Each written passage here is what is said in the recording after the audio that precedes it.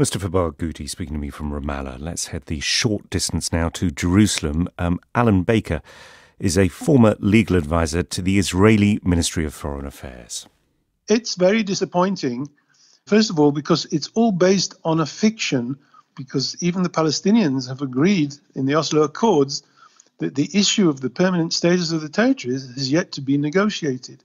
So the whole assumption that the court may exercise jurisdiction on Palestinian territory is based on a pure fiction that ultimately can't continue. And when it comes to the stage where judges will possibly be asked to consider this, they won't be able to judge otherwise than to say that there's no such thing as a Palestinian state. And my basic reaction is this: it's very sad, because I was involved in drafting the Rome Statute, and the whole vision of an international criminal court came about as a result of what happened during the Holocaust.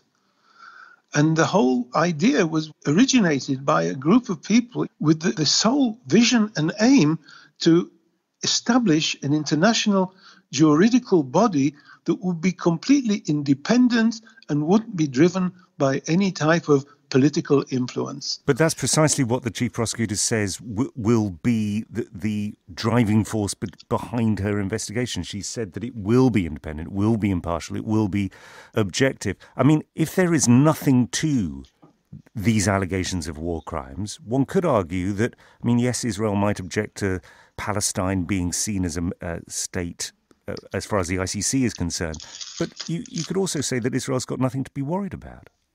Israel's got nothing to be worried about because, first of all, the principle of complementarity that is established in the statute of the ICC says that if a state has the capability and carries out the requisite investigations and legal proceedings against anybody who's alleged to have committed any type of war crime, then the court has no jurisdiction, because Israel investigates and Israel brings people to trial if and when such acts occur. On the other issue, which the Palestinians are complaining about, the settlement issue, settlements are not illegal in Israel. Indeed, but I mean, you will also be aware that in much of the world, settlements are regarded as an abrogation of international law.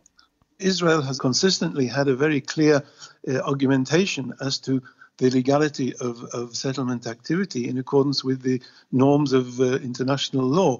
But the principal issue here is that the statute of the International Criminal Court is based on the idea of the gravest crimes known to man, where people are being wholesalely murdered, the most terrible crimes are being committed. And even if somebody believes that the settlement activity is a violation of international law, the question is whether it meets the criterion of gravity that the statute of the International Criminal Court requires.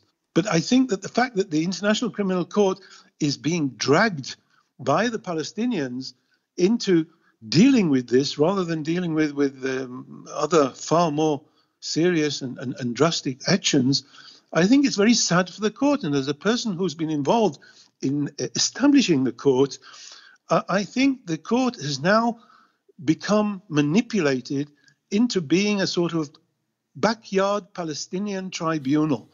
And the Palestinians, I think, have caused a lot of damage to the court. And I think the prosecutor has allowed herself and has allowed the court to be manipulated. Alan Baker, former Israeli ambassador and legal advisor to the Ministry of Foreign Affairs. This is NewsHour.